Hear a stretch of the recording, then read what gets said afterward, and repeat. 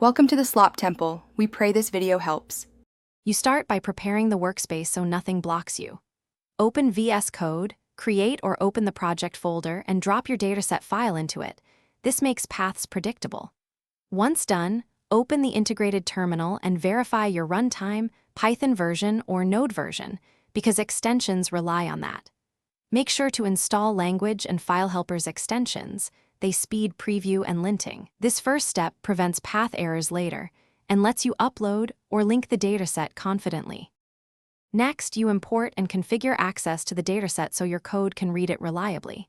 Use the VS Code File Explorer to copy the relative path, then write your read call, pandas, read CSV data, CSV or FS, read file data, JSON UTF-8, and handle encoding, headers, and delimiting options.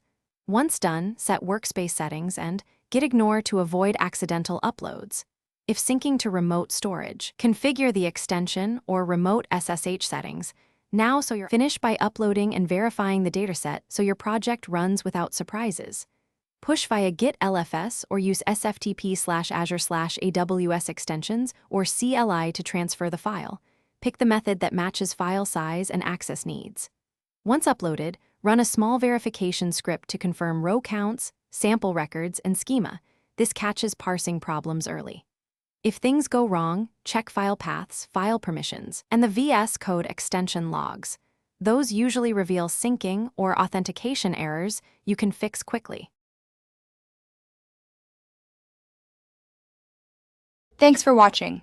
Consider subscribing if we helped you.